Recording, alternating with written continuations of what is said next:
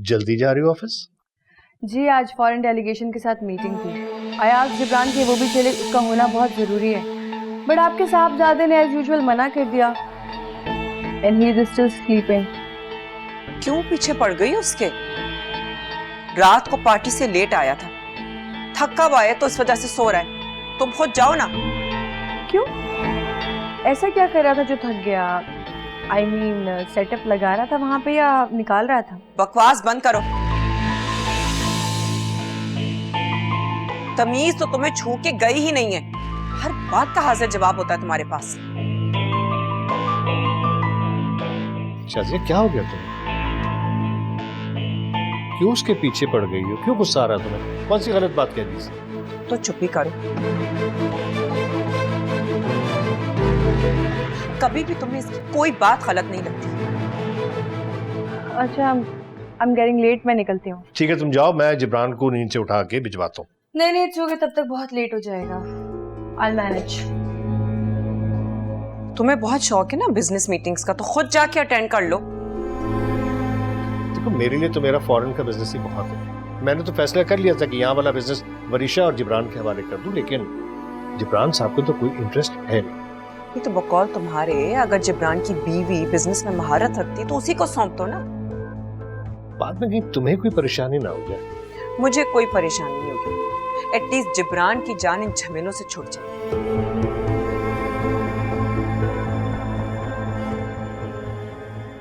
तुम कह रही हो तो मैं यकीन कर लेती हूँ कि रुशना बदल गई है, लेकिन ये कोई मौजज़ा हुआ होगा। वक्त इंसान को बदल देता है भाभी। वक्त इंसान को बदल तो देता है, लेकिन हमेशा एक बात याद रखना कि इंसान की फितरत कभी नहीं बदलती। कैसी है भाभी? अरे अभी हम तुम्हारी ही बात कर रहे थे। अच्छा मेरा जिक्र? ये बताएं, तारीफ हो रही थी या फिर तनकीद? नहीं, कुल तो तुम्हारी तारीफें कर रही थी। कह रही थी कि रुशना बहुत बदल गई है, लेकिन मुझे यकीन नहीं आ रहा था। तो मौजज़ा ही हुआ होगा।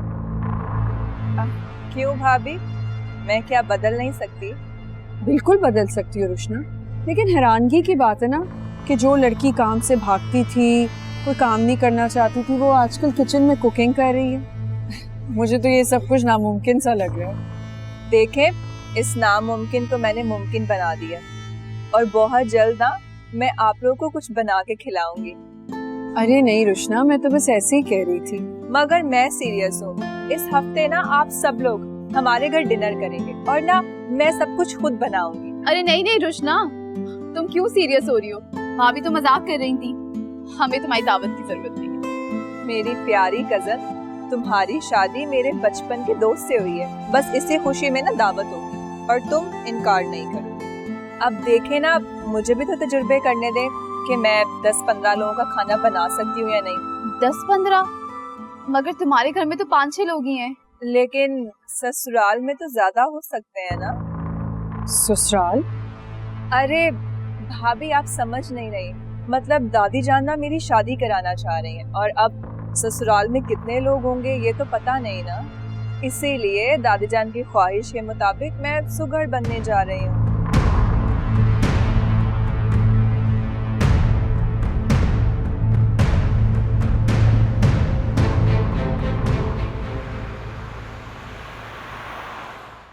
मॉम, हम लोग कल सुबह हनीमून के लिए जा रहे हैं। क्या मतलब कल रवाना हो रहे हो? अभी शादी का दूसरा तो दिन है, कुछ दिन तो रुक जाते ना। नहीं मॉम, क्या करते हम रुक के? बोर ही होते। बाप, बोरियत की बात नहीं है। कुछ दावतें वगैरह हैं, और मेरे क्लब के जो मेंबर्स हैं उन्होंने भी एक सेलिब्रेशन डिनर का बोला है। उसके बाद जिब्रान भी एक पिकनिक के बारे में कह रहा था। सो कुछ दिन तो रुक जाते ना। मॉम, आप चली जाइएगा ना क्लब के डिनर पे। आपकी फैमिली तो यहाँ पर ही है। कौन सी फैमिली? वो नकचड़ी बहू और उनके हिमायती ससुर, उन दोनों ने तो अपनी पार्टी बना ली, और हम माँ बेटे को बिल्कुल अलग कर दिया।